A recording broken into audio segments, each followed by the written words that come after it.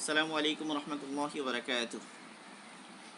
إن الحمد لله نحمده ونستعينه ونستغفره ونؤمن به ونتوكل عليه ونعوذ بالله من شرور أنفسنا من سيئات أعمالنا.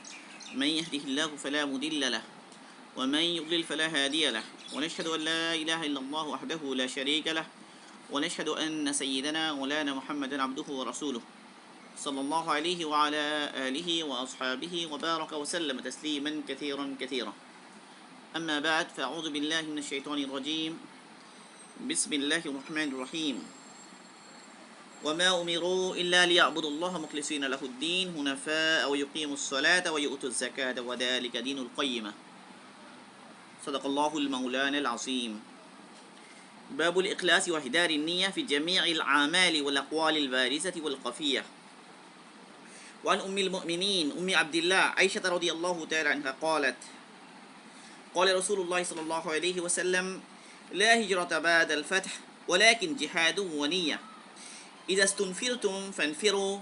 متفق عليه. ومعناه لا هجرة بمكة لأنها صارت دار إسلام. وعن أبي عبد الله جابر بن عبد الله الأنصاري رضي الله تعالى عنهما قال: كنا مع النبي صلى الله عليه وسلم في غزاة فقال: إن بالمدينة لرجالا ما سرتم مسيرا ولا قطعتم واديا إلا كانوا معكم حبسهم المرض، وفي رواية إلا شركوكم في الأجر. رواه مسلم.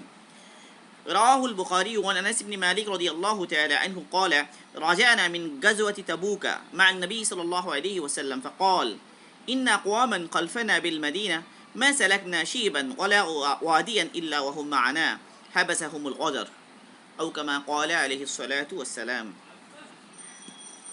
তো আলহামদুলিল্লাহ, আজকে আমাদের আলোচনার বিষয়বস্তু প্রথম অধ্যায়ের তৃতীয় এবং চতুর্থ হাদিস।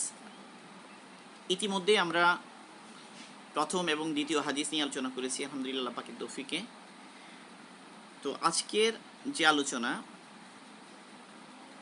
এই সবগুলো হাদিসই প্রকৃতপক্ষে নিয়তের উপরে, ক্লাসের উপরে, এবং নিয়ত কিভাবে আজরকে প্রভাবিত করে, নিয়তের মাধ্যমে কিভাবে মানুষ আমলের তৌফিক বা আমলের ফজিলত হাসিল করতে পারে, এই সমস্ত হাদিসে খুব সুন্দরভাবে রাসূল সাল্লাল্লাহু আলাইহি ওয়াসাল্লাম সেই বিষয়গুলো তুলে ধরেছেন।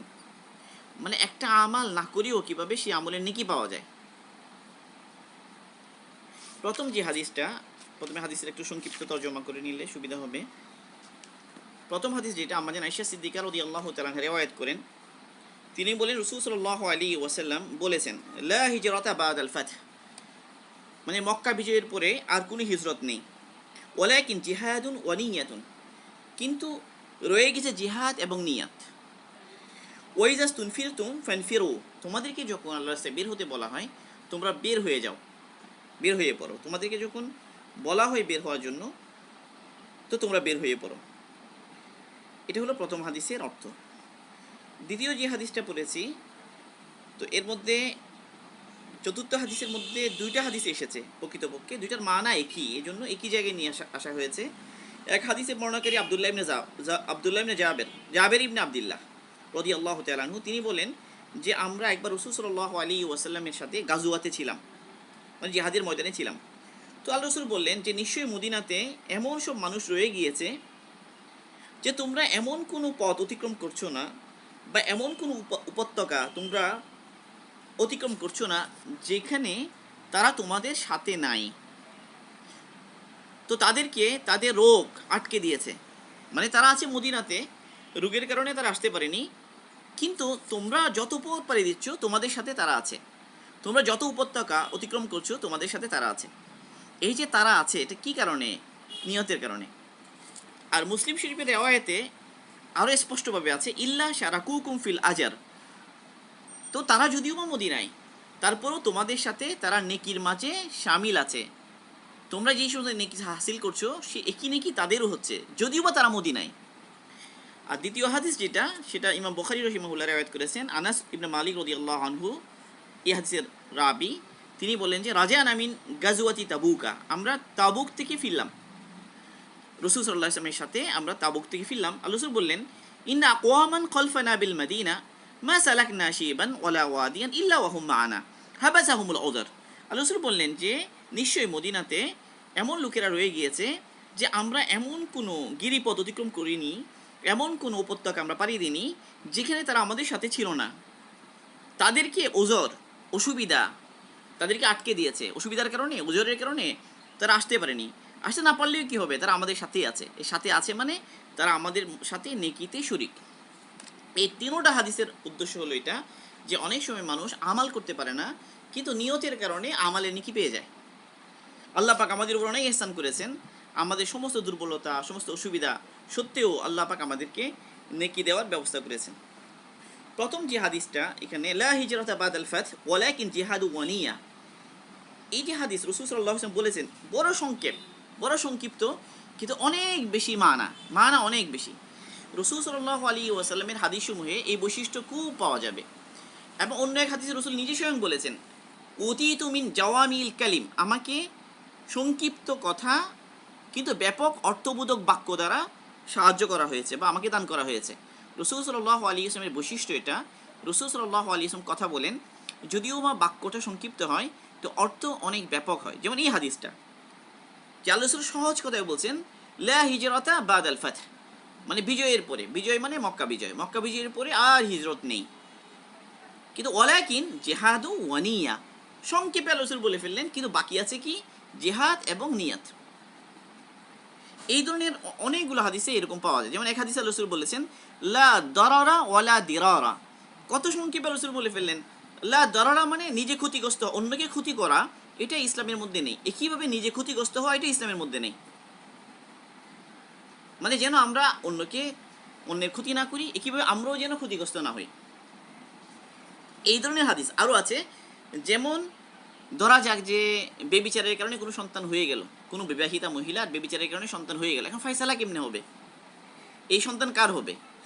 তাহলে এই বিষয়টা বোঝানোর জন্য, জটিল একটা বিষয়, রাসূল সাল্লাল্লাহু আলাইহি ওয়াসাল্লাম মাত্র 2 বাক্যে বলে দিয়েছেন কি করুন। রাসূল বললেন যে আল ওয়ালাদুলিল ফারাশ ওলিল আহিরি আল হাজার, মানে সন্তান কার এটা সিদ্ধান্ত নেবে বিছানাকার। মানে সেই মহিলা যদি বিবাহিতা, তো সেহেতু একজন তার স্বামী তার আছে, স্বাভাবিকভাবে ওই বিছানা তো কার, তার, সুতরাং সন্তানও তার। আর ওয়ালিল আহের, আর যে জেনাকারী বা জেনাকারিনী, তার জন্য হাজার, না তার জন্য কি, পাথর, মানে তাকে কি করা হবে, তাকে রজম করা হবে পাথর নিক্ষেপ করে। তো সন্তান কার হবে, সন্তান ওই ব্যক্তির। তো অনেক সংক্ষেপে রসুল বলে দিয়েছেন। এই ধরনের অনেকগুলো হাদিস আছে। আল খরাজু বিজ জামান আরেকটা হাদিস। এই হাদিসও দেখতে কত সহজ, মানে বাক্যগুলো কত সংক্ষিপ্ত, তো মানাগুলো অনেক ব্যাপক। তো এই বৈশিষ্ট্যটা আল্লাহ রসুলের, এটাকে জাওয়ামিউল কালিম বলা হয়, মানে সংক্ষেপ কথা, বাক্য, অর্থ অনেক বেশি। তো আমরা যে কথাটা, যে হাদিসটা প্রথমে পড়লাম, লা হিজরাতা বাদাল ফাতহ, হিজরত মক্কা বিজয়ের পরে হিজরত নাই। এখন এটার মানা কি? এই যে বলা হলো যে মক্কা বিজয়ের পরে আর কোনো হিজরতের সুযোগ নাই, কিন্তু জিহাদ এবং নিয়ত বাকি আছে। আল্লামা তিবি রহিমাহুল্লাহ এই হাদিসের ব্যাখ্যায় তিনি বলেছেন এই কথার অর্থ কি। তিনি বললেন যে ক্বালাত তিবি কালিমাতুন লাকিন তাকতাজি মুখালাফাতা মা বাদাহা লিমা ক্বাবলাহা, আই আল মুফারাকা আনিল আওতানিল মুসাম্মা বিল হিজরাতিল মুতলাকা ইনকাতাত, ওয়ালাকিন আল মুফারাকাতু বিসাবাবিল জিহাদ বাকিয়াতুন মাদ্দাদ দাহর, والمفارقة بسبب نية خالصة لله تعالى كطلب العلم والفرار بدينه ونحوه। তিনি বলেন এই যে লাকিন শব্দটা এখানে এলো, এটার মানা দ্বারা বোঝা গেল যে প্রথমে যে কথা বলা হচ্ছে তার বিপরীত কথাটা বলা হবে, মানে পরে যা বলা হবে সেটা আগের আলোচনার মধ্যে নাই। তো লা হিজরাতা বাদাল ফাতহ মানে মক্কা বিজয় হয়ে গিয়েছে, আগে তো মক্কা থেকে মদিনায় হিজরত করা ওয়াজিব ছিল, এবং এই হিজরত করার মাধ্যমে মক্কাবাসী অনেক নেকি হাসিল করতো, অনেক বেশি নেকি তাদের হতো। কিন্তু এখন যেহেতু মক্কা বিজয় হয়ে গিয়েছে, মক্কা এখন দারুল ইসলাম হয়ে গিয়েছে, মক্কাতে এখন নিরাপত্তা এসে গিয়েছে, তাহলে মক্কা থেকে আর মদিনাতে হিজরত করার আর সুযোগ নেই। এখন একটা প্রশ্ন, মক্কার লোকেরা যারা মুসলমান হবে তারা তো ওই আগের ফজিলতটা পেল না। এই যে হিজরতের মাধ্যমে যে নেকি পাওয়া যেত, বিশাল নেকি, সেই নেকি কামাই করার সুযোগ তো আর রইল না। তখন আল্লাহ রসুল এই তাদেরকে সন্তুষ্ট করার জন্য, তারা কিন্তু প্রশ্ন করেনি তাহলে আমরা যদি হিজরতে নেকি পেতে চাই কি করব আমরা, এই কথা কিন্তু তারা বলেনি, এই প্রশ্নও করেনি। এখানে এই প্রশ্ন তারা না করলেও রাসূল সাল্লাল্লাহু আলাইহি ওয়াসাল্লাম তিনি নবী, এবং তিনি মানুষের যে বুঝের জন্য স্পষ্ট হয়ে যায় মানুষের সামনে, এই জন্য কথা স্পষ্ট করে দেন, ক্লিয়ার করে দেন, যেন আর কোনো প্রশ্ন বাকি না থাকে। তো আল্লাহ রাসূল বললেন ওয়ালাকিন জিহাদুন ওয়া নিয়াতুন, তার মানে হিজরত করার সুযোগ আর নাই, যেহেতু মক্কা কি হয়ে গেছে, মক্কা হয়ে গেছে দারুল ইসলাম। কিন্তু তোমরা যদি এখন জিহাদের নিয়তে বের হও এখান থেকে, মক্কা ত্যাগ করো, আগে মক্কা ত্যাগ করতে তোমরা হিজরতের নিয়তে, তো হিজরতের নেকি পেতে তোমরা, এখন হিজরতের নেকি না হয়ে পাওয়া গেল না, কিন্তু এখন জিহাদের নিয়তে তোমরা বের হবে মক্কা থেকে, যেখানে জিহাদের তাকাজা থাকবে, দিনের মেহনতের তাকাজা থাকবে, সেখানে তোমরা যাবে। তো যাওয়ার দ্বারা তোমরা নেকি হাসিল করবে এক জিহাদের মাধ্যমে। আরেকটা নিয়ত শব্দটা আবার এনেছেন, আবার তোমরা যদি খালেস নিয়তে, ভালো উদ্দেশ্যে, যেমন এলেম তলব করা আর অন্য অন্য দিনের কাজে যদি তোমরা বের হও মক্কা থেকে, তাহলে কি পাবে তোমরা, তোমরা নেকি পাবে। মানে নেকি রাস্তা বন্ধ হয়নি, হিজরত বন্ধ হয়ে গিয়েছে, মক্কা থেকে মদিনা এখন হিজরত করার সুযোগ নাই, কিন্তু তোমাদের জন্য নেকি কামাই করার সুযোগ এখনও রয়ে গিয়েছে।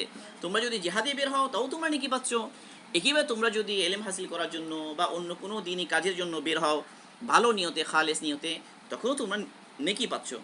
তো এই হাদিসের দ্বারা বোঝা গেল যে যদিও বা আমালের সুযোগ নাই আর, কিন্তু নেকি হাসিল করা এটা বাকি আছে, এবং এটা বাকি থাকছে কিসের মাধ্যমে, নিয়তের মাধ্যমে। যখনই নিয়ত থাকবে, নিয়তের কারণে নেকি পাবে। এইখানে মোটামুটি এতটুকু আলোচনা। এরপর এখানে আরেকটা শব্দ আছে, যখন তোমাদেরকে বলা হয় বের হও, তোমরা বের হয়ে যেও, যখন তোমাদেরকে তশকিল করা হবে, তোমাদেরকে বলা হবে যে তোমরা বের হও, তোমাদেরকে যখন বলা হবে তোমরা বের হও, তখন তোমরা বের, ওয়াইজাস তুনফিরতুম ফানফিরু, তোমাদেরকে যখন তশকিল করা হবে, বের হওয়ার জন্য বলা হবে, তখন তোমরা বের হয়ে যাও। এখন এই বের হওয়ার কি মানা? আমাদের তাবলীগের মেহনতের মধ্যেও একটা তশকিল হয় বের হওয়ার জন্য, আল্লাহ বের হও, সেটা এবং এটা দুইটা কি একই জিনিস না ভিন্ন, এই জিনিসটা বোঝার আছে এখানে। আসলে এই হাদিসে যে বলা হয়েছে তোমাদেরকে বের যখন হতে বলা হবে, তোমরা বের হও, ফান ফিরো, বের হয়ে যাও, মানে বের হওয়াটা তোমাদের জন্য তখন ওয়াজিব, ফরজ, যদি তোমাদেরকে বের হতে বলা হবে। এখন এটা কোনটা? তো ওলামারা বলেছেন যে এটা তার উদ্দেশ্য হলো, যদি কোনো সময়ে মুসলিম দেশের প্রধান যিনি, তিনি যদি পুরো দেশের অধিবাসীদেরকে হুকুম করেন যে তোমরা সবাই আল্লাহর বের হয়ে যাও, একজনও থাকতে পারবে না করে, তখন সবার জন্য বের হয়ে যাওয়াটা ফরজ হয়ে যাবে। এটাকে নফিরে আম বলা হয়। যেমন তাবুকের অভিযানে রাসূল সাল্লাল্লাহু আলাইহি ওয়াসাল্লাম হুকুম করে দিয়েছেন যে সবাইকে বের হতে হবে এবার, কারণ এটা খুব গুরুত্বপূর্ণ এবং শত্রু অনেক একটু বেশি শক্ত, এবং সফরটা দূরের, কষ্ট বেশি হবে, এবং সবাইকে বের হতে হবে। তাহলে এখন সবার জন্য ওয়াজিব হয়ে গেল। এই কারণে ওই যে 3 ব্যক্তি বের হয়নি, তাদের জন্য পানিশমেন্ট এসেছে, 50 দিন তাদেরকে আলাদা, তাদের সাথে সব কিছু ত্যাগ করা হয়েছে। কারণ কি ছিল? কারণ এটা ফরজ ছিল বের হওয়া। অথচ বদরেও তো অনেকে যায়নি, আরও অনেক জেহাদেও তো অনেক মানুষ যায়নি, তখন কিন্তু এত বড় শাস্তি আসেনি। তাহলে তাবুকে এরকম একটা শাস্তি এলো কেন? কারণ এই সময়ে বের হওয়াটা কি ছিল, একদম নফিরে আম, সবার জন্য বের হওয়া জরুরি ছিল। তাইলে পরবর্তীতেও কিয়ামত পর্যন্ত কোনো সময়ে যদি কোনো দেশের প্রধান যদি এভাবে হুকুম করে দেন সবাইকে বের হতে হবে, তো ওই সমস্ত ক্ষেত্রে সবাইকেই বের হতে হবে, তখন বের হওয়াটা ফরজে আইন হয়ে যাবে, জেহাদটি ফরজে আইন হয়ে যায়। এটা একটা কারণ, এটা একটা, যখন সবাইকে বের হতে বলা হবে। আর আমরা অনেক সময় এই বিষয়গুলো, এই হাদিসগুলো বা এই ধরনের আরও কোরআনের আয়াত, ইনফিরু কিফাফা ওয়া সিকালা, তোমরা হালকা হও বা ভারী হও, আল্লাহর বের হও, এই হাদিসগুলো আমরা অনেক সময় তশকিলের সময় আমরা ব্যবহার করি। বাস্তবে এগুলো হয়তো তারগিব হিসেবে আমরা বলতে পারি যে এরকম বের হওয়ার যখন হতে বলা হয়, তখন এইভাবে বের হওয়ার কথা আগে এসেছে, কিন্তু বাস্তবে যে আমাদের যে তশকিলে যে বের হওয়া, ধরা যাক যে একটা মজলিসে বয়ান হলো, ওখানে মানুষ ছিল 2000, তশকিল করার পরে এখন রাজি হলো নগদ বের হওয়ার জন্য, হয়তো দেখালো 10 জন 12 জন। এখন এই যে বাকিরা বের হলো না, এরা কি এখন গুনাহগার হবে কিনা? বাস্তবে তারা গুনাহগার হবে না, কারণ এখন যে বের হওয়া এটা তো মুস্তাহাব, এটা তো ওই ফরজ না যেটা শাসক বলেন বের হওয়ার জন্য, যুদ্ধে যাওয়ার জন্য, লড়াইয়ের জন্য যাওয়ার জন্য, যেটা ফরজ। তাহলে এটা মুস্তাহাবের দরজার, কিন্তু দিনের গুরুত্ব হিসেবে, দিনের তাকাজা হিসেবে সবারই যাওয়া চাই, এদের একটা টেন্ডেন্সি, এদের একটা মানসিকতা সবার রাখা উচিত। কিন্তু এইখানে কিন্তু ওই গোলামি করার সুযোগ নাই যে বের না হলেই কি হয়ে যাবে, ক্ষতিগ্রস্ত হয়ে যাবে, গুণাগার হয়ে যাবে, এই কথা মনে করার কোনো কারণ নেই। বরং আমরা তো আমাদের তর্তিব অনুসারে বের হতে পারি পরবর্তীতেও। বাকি তশকিলটা অনেক সময় এভাবে করা হয়, এবং অনেক সময় এমনভাবে বলা হয়, আমরা এমনভাবে তশকিল করি যেখানে অনেক সময় বাড়াবাড়ি হয়ে যায়। যেমন ধরা যাক যে কোনো সাথীর নেশাবের সময় এসে গিয়েছে, এখন তার অনেক ওজরও আছে, তো অনেক সময় আমরা ওজর শুনতে চাই না, তাকে এমনভাবে তশকিল করি যে না, তোমার সমস্ত ওজরের মধ্যে তোমার বের হতে হবে। তখন এই হাদিসগুলো আমরা শোনাই বা এই আয়াতগুলো আমরা শোনাই, ইনফিরু কিফাফা ওয়া সিকালা, রাসূল বলেছেন যে হালকা হও বা বাড়ি হও, আস্তে বের হও। তো বাস্তবে এই আয়াতগুলো শুনিয়ে এইভাবে তুশকিল করা এটা কি হয় না, সঠিক হয় না, সই হয় না, এল মোতাবেক হয় না। বরং আমরা আল্লাহ রাস্তা ফাজিল বলতে পারি এবং ওখানে যে অনেক নেকি হবে এগুলো বলতে পারি। পরে বের হওয়া না হওয়া এটা তার তার এখতিয়ারে থাকবে।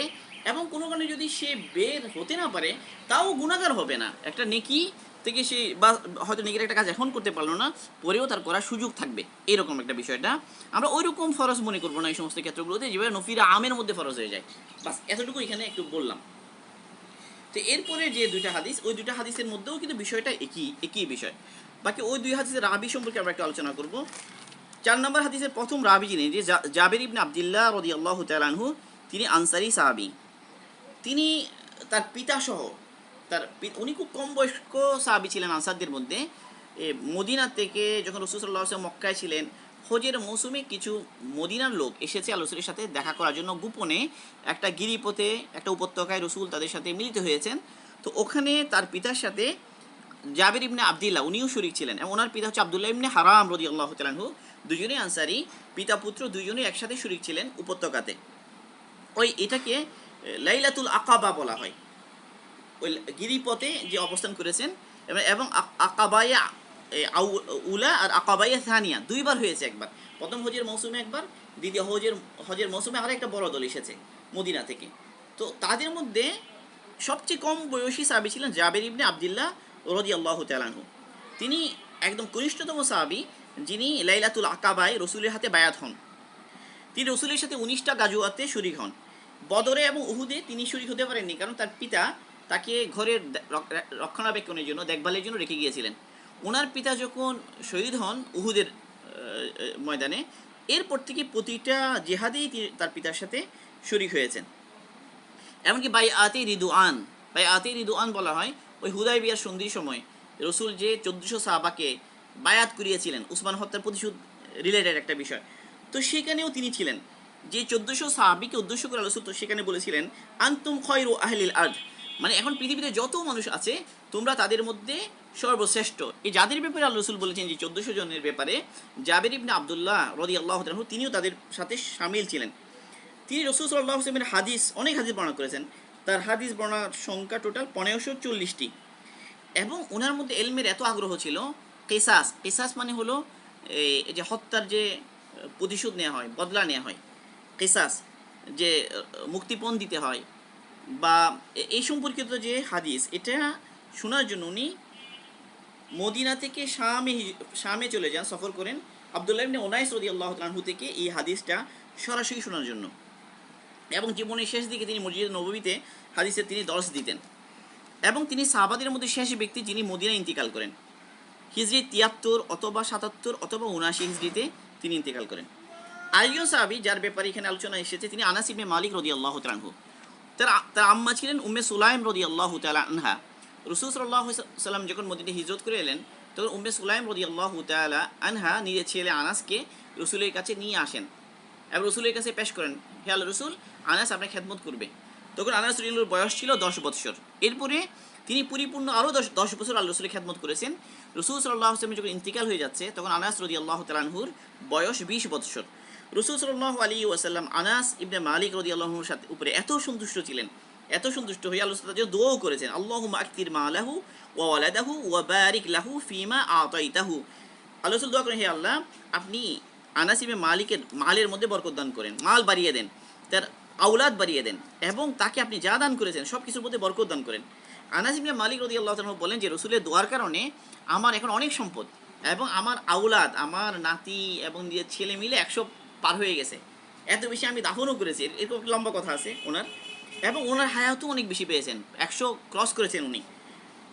ওনার ব্যাপারে বলা হয় যে উনি রাসূল সাল্লাল্লাহু আলাইহি ওয়াসাল্লামের কাছ থেকে অনেক বেশি সোহবত উঠিয়েছেন।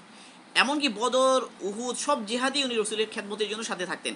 হুদায়বিয়া সন্ধির সময়, মক্কা বিজয়ের সময়, হুনাইনে, তায়েফে, সব জায়গায় তিনি সবগুলো গাজওয়াতে তিনি রাসূলের সাথে থাকতেন। রাসূলের সোহবত অনেক বেশি তিনি কি করেছেন, অনেক বেশি সোহবত লাভ করেছেন। এবং নামাজ, সলাতের ক্ষেত্রে তার নামাজ সবচেয়ে বেশি রাসূলের মতো ছিল, মানে রাসূলের নামাজের সবচেয়ে কাছাকাছি বলা হয় যে তার।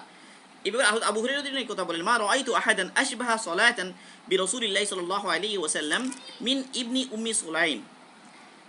আবু হুরায়রা রাদিয়াল্লাহু বলেন, আমি ইবনে সুলাইম উম্মে সুলাইমের ছেলে আনাস ইবনে মালিকের চাইতে রসুলের সাথে সাদৃশ্যপূর্ণ নামাজ পড়তে আর কাউকে দেখিনি। এবং এত লম্বা তিনি নামাজ পড়তেন, পা ফুলে যেত।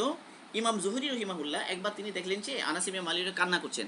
তো কান্না করতে দেখে তিনি তাকে বললেন, কীভাবে আপনি কাঁদছেন কেন? তিনি বললেন যে আসলে আমরা তো মানে নামাজ ছাড়া এখন রসুলের সাথে যখন আমরা ছিলাম, দিনের প্রত্যেক ব্যাপারে আমরা মজবুত ছিলাম, এখন নামাজ ছাড়া আর কোনোটাকেই ওইরকম পাচ্ছি না আমরা, নামাজটা ছাড়া আমাদের আর কোনোটাই বাকি নাই। তো আফসোস হলো এখন যারা যারা গভর্নর বা যারা এখন আমির, তারা এখন নামাজকে দেরি করে পড়ছে, আওয়াল ওক্তে পড়ছে না, তো নামাজকেও তারা নষ্ট করে ফেলছে। তো এই জন্য আমি কাঁদছি এটা। এবং উনি এই প্রায় সময় এটাও বলতেন যে এমন কোনো রাত নাই যে রাতে আমি আল্লাহ রসুল সাল্লাল্লাহু আলাইহি ওয়াসাল্লামকে স্বপ্নে দেখি না, মানে প্রতি রাতেই তিনি আল্লাহ রসুলকে স্বপ্নে দেখতেন। তো তিনি অনেকগুলো হাদিস বর্ণনা করেছেন। তো ওনার বর্ণিত হাদিস 2286টি। 93 হিজরিতে ওনার ইন্তিকাল হয়, ওই সময়ে তার বয়স 100 পার হয়ে যায়। এই হলো ওনার সম্পর্কে কিছু আলোচনা আমরা করলাম।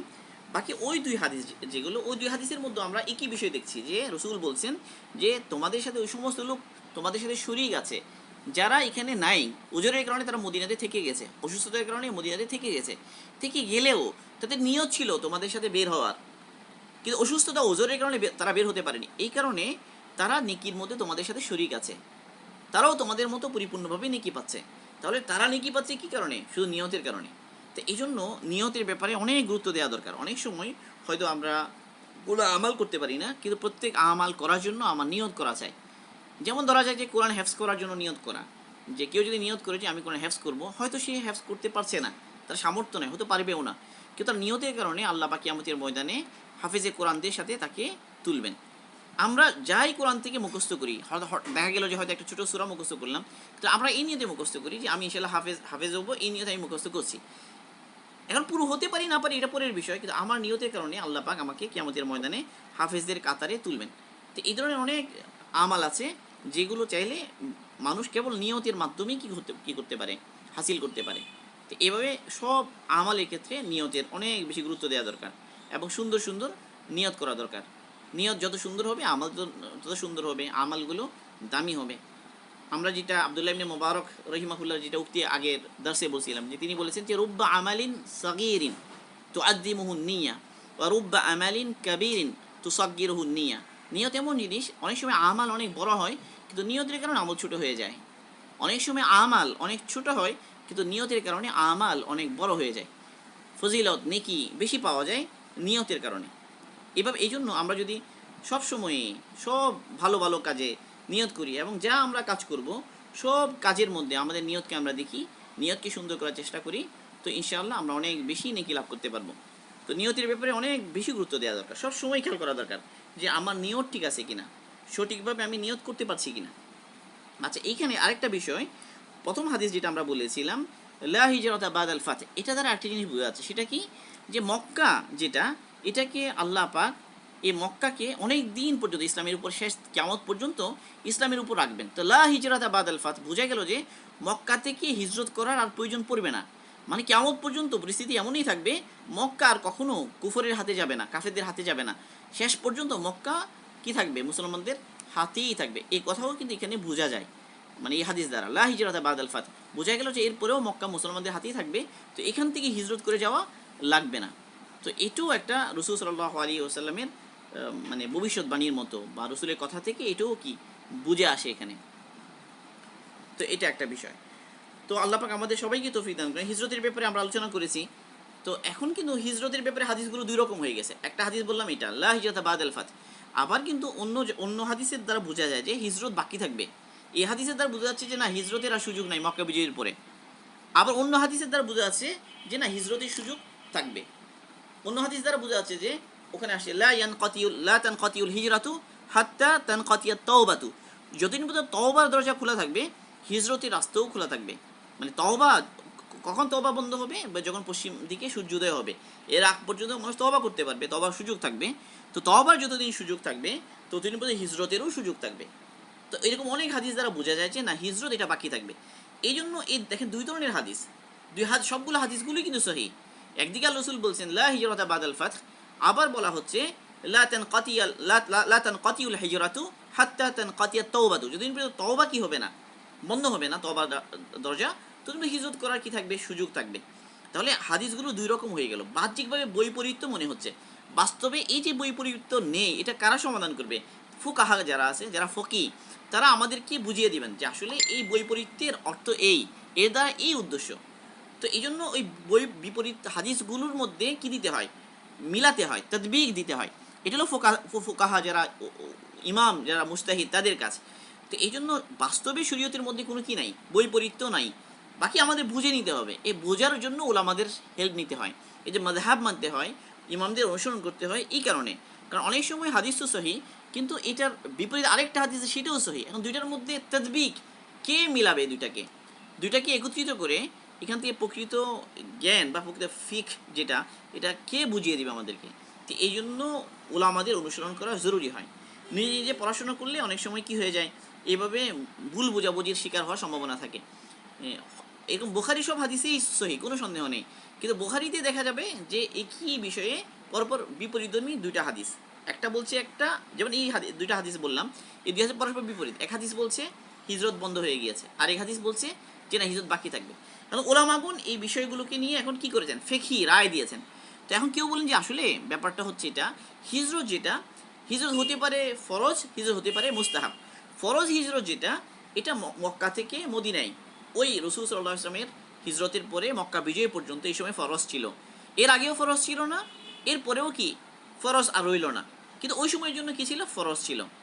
এর পরবর্তীতে এখন এই ফরজ হিজরত এটা আর নাই, কিন্তু মুস্তাহাব হিসেবে হিজরত এটা বাকি থাকবে। এটা একটা মত। আরেকটা মত হলো যে এখন তো যেই সমস্ত এলাকা দারুল ইসলাম হয়ে গিয়েছে, সেখান থেকে আর হিজরতের কোনো সুযোগ নাই। কিন্তু যে জায়গাগুলো ধরা যাক যে কাফের দেশে, কোনো কাফের মূলকে কোনো ব্যক্তি মুসলমান হলো, এখন যদি সেখানে এসে দিনের উপর থাকতে না পারে, দিনের উপর থাকা কঠিন হয়ে যায়, ওয়াজিবাত আদায় করতে বাধাগ্রস্ত হয়, এবং শেয়ার ইসলামের উপর চলতে বাধা দেওয়া হয়, এরকম যদি হয়, তো তার জন্য ওয়াজিব হবে দারুল ইসলামে হিজরত করে চলে আসা। আর যদি একটুক না হয়, যে ইসলাম প্রকাশ করতে পারে, আমল করতে পারে, তখনও তার জন্য মুস্তাহাব হবে হিজরত করে চলে আসা। তাহলে হিজরতের মানা বাকি রয়ে গেল। আর আল্লামা তিবি রহিমাহুল্লাহ যে কথাটা বলেছেন, সেই কথাটাও আমরা এখান থেকে বুঝতে পারি। তিনি বলেছেন যে আগে তো হিজরতের মাধ্যমে নেকি পাওয়া যেত মক্কা থেকে মদিনায়, তাহলে হিজরতের ওই নেকিটা আমরা আমাদের নিয়াত যদি থাকে, যেমন এলেম তলব করার জন্য আমি বের হলাম দিনের জন্য, আল্লাহর জন্য, তো আল্লাহ পাক ইচ্ছে করলে এর মধ্যেও আমাকে ওই নেকিটা দিয়ে দিতে পারেন। একইভাবে আমি জিহাদের জন্য বের হলাম, দাওয়াতের সফরে বের হলাম, দিনের যে কোনো কাজে আমার নিয়তকে খালেজ করে আমি বের হলাম, তো আল্লাহ পাক আমাকে ওই নেকি দান করবেন, যদিও ওই সুযোগটা এখন আর রইল না। বাকি নেকি তো দান করবেন। একটা জিনিস বোঝার যে আল্লাহ রসুল কোরআনে পাকের আয়াতই এসেছে যে মক্কা বিজয়ের আগে যারা দান করেছে, যারা খরচ করেছে, মক্কা বিজয়ের পরে যারা খরচ করবে, কখনো সোয়াবের ক্ষেত্রে তারা এক বরাবর হবে না। তার মানে মক্কা বিজয়ের আগে যারা খরচ করেছে তাদের নেকি বেশি হবে। এটা আসলে বাস্তবই, যে কঠিন যখন ছিল পরিস্থিতি, তখন যারা মেহনত করেছেন, যারা বেশি ফিকির করেছেন, তাদের নেকি বেশি হবে। পরবর্তীতে যখন তখনও নেকি থাকে, কিন্তু তখন যেহেতু কষ্ট কম হয়, মেহনত কম হয়, বিরোধিতা কম থাকে, তো তখন কি হয়ে যায়, নেকি ওই আগের মতো কি হয় না, পাওয়া যায় না। এটাকে স্বাভাবিক সব ব্যাপারেই। যে কোনো কাজ প্রথমে কঠিন থাকে, পরিবেশ থাকে না, তো ওই সময় আমল করতে গেলে কষ্ট হয় বেশি, তখন নেকি পাওয়া যায় বেশি। এর পরবর্তীতে কাজটা সহজ হয়ে যায় এক পর্যায়ে, সবাই এটাকে কবুল করে নেয়, সবাই বলে যে না এটা কোনো বিষয় না, করতে পারি, কেউ বাধা দেয় না, তখন যারা করে তারাও নেকি পায়। কিন্তু প্রথম দিকে যারা করেছে ওই কষ্টের সময়, তাদের সমান নেকি তারা আর পাবে না। এটা সব সময়ই এরকম, যে কষ্ট অনুসারে নেকি হয়, যে কাজের মধ্যে যত বেশি কষ্ট, সেই কাজের মধ্যে তত বেশি নেকি। এই তো অনেক সময় কাজ বড় গুরুত্বপূর্ণ হিসেবে নেকি হয়, কাজ হয়তো কষ্টকর তেমন না, কিন্তু এটার প্রয়োজনীয়তা অনেক বেশি, এরকম যদি হয়, তখন ওই প্রয়োজনীয়তা অনুসারে এটার কি হয়ে যায়, নেকি অনেক বেড়ে যায়। যেমন ইলম হাসিল করা, ইলম হাসিল করা এটা অনেক বড় জরুরত, ওলামা ফুকাহা উম্মতের মাঝে থাকা অনেক জরুরি। এই জন্য আল্লাহ পাক যে কোরআনে পাকে একটা আয়াত আছে, যে আয়াতটা হলো যে ফালাউলা নাফারা মিন কুল্লি ফিরকাতিন মিনহুম তাইফাতুল লিয়াতাফাক্কাহু ফিদ্দিন, এই আয়াতটা। এই আয়াতের মধ্যে আল্লাহ পাক যারা ফুকাহা এলেম চর্চায় যারা লিপ্ত থাকবে রসুলের সাথে, তাদেরকে ওই জেহাদের জন্য যাওয়া থেকে তাদেরকে কী দেওয়া হয়েছে, রুখসত দেওয়া হয়েছে, যে তারা রসুলের সাথে অবস্থান করবে এলম হাসিলের জন্য। বাকি যারা বের হয়ে গেল, তারা তো বের হয়ে গেল, অর্থাৎ রসুলের সাথে থাকা এই জন্য যে এলেম হাসিলের জন্য, তো সেটা সেটার গুরুত্ব বেশি, এই জন্য এলেমের গুরুত্ব বেশি। এই জন্য আল্লাহ মোহাম্মদ শফি রহমতুল্লাহি অসাধারণ বলেছেন এখানে মারিফুল কোরআনে, তিনি এই আয়াত প্রসঙ্গে বলেছেন যে এই আয়াতে তারা বোঝা গেল জিহাদ হলো ইসলামের চূড়া, অনেক গুরুত্বপূর্ণ আমাল, কিন্তু অনেক সময় ফোকাহা ওলামা যাদের উপস্থিতি অনেক বেশি জরুরি উম্মতের জন্য তাদেরকে ছাড় দেওয়া হয় যে তারা যাবে না, অন্যরা যাবে। বড় ফোকাহা, বড় ওলামা, মানে তারা এলমের যে খেদমত উম্মতের জন্য দরকার এই কাজের মধ্যে তারা লিপ্ত থাকবেন। তো এটা কি জন্য, যদিও বা কষ্ট ওখানে বেশি, কিন্তু এইখানে তাদেরকে রেখে দেওয়া হচ্ছে কেন? গুরুত্ব অনুসারে, গুরুত্ব এবং প্রয়োজন অনেক বেশি, এই কারণে প্রয়োজনের খাতিরে গুরুত্ব বেশি বলে অনেক সময় এটার ফজিলত বেড়ে যায়। শেষ জামানায় এলমের ফজিলত অনেক বেশি। আব্দুল্লাহ মাসউদ রাদিয়াল্লাহু আনহু, ওনার একটা সুন্দর হাদিস আছে বা সুন্দর একটা কোর আছে তিনি তার সঙ্গীদের উদ্দেশ্য করে বলছেন যে তোমরা এমন একটা জামানায় আছো যখন যখন ফকি বেশি আর বক্তা অনেক কম, দাতা অনেক বেশি, ভিক্ষুক অনেক কম। তোমাদের এই সময়ে এলমের চাইতে আমালের দাম বেশি। অচিরে এমন এক জামানা আসবে যে জামানায় বক্তা বেড়ে যাবে কিন্তু ফকি কমে যাবে, জ্ঞানী কমে যাবে, ভিক্ষুক বেড়ে যাবে, দাতা কমে যাবে। সেই জামানায় আমালের চাইতে এলমের গুরুত্ব বেশি হবে, এলমের দাম বেশি হবে। তো এখন যেহেতু ফেতনার জামানা, এখানে এখন বেশিরভাগ মানুষই মানে ফেতনার মধ্যে, এই সময়ে এলমের জরুরত অনেক বেশি। এই জন্য যথাসম্ভব এলমের জন্য সময় দেওয়া, এলম শিখা, এলমের উপর আমাল করা, এলম শেখার জন্য চেষ্টা করা, এলমে নাফে, মানে কোরআনের সঠিক তাফসীর, সঠিক রসুলের হাদিস, সহি হাদিসগুলো সঠিক ব্যাখ্যা, সুন্নাহর সঠিক ব্যাখ্যা, ফেকা, গুরুত্বপূর্ণ বিষয়গুলো এগুলো শেখার জন্য চেষ্টা করা, যতটুকু মৌকা সুযোগ মিলে সেই সুযোগগুলো কাজে লাগানো। আল্লাহ পাক আমাদের সবাইকেই তৌফিক দান করুন। আমাদের সময় শেষ আধা ঘন্টা, তো ইনশাআল্লাহ আল্লাহ পাক তৌফিক দিলে সামনের দিন ইনশাআল্লাহ আবার। সুবহানাল্লাহি ওয়া বিহামদিহি, সুবহানাকাল্লাহুম্মা বিহামদিকা, আশহাদু আল্লা ইলাহা ইল্লা আনতা, আস্তাগফিরুকা ওয়া আতুবু ইলাইক।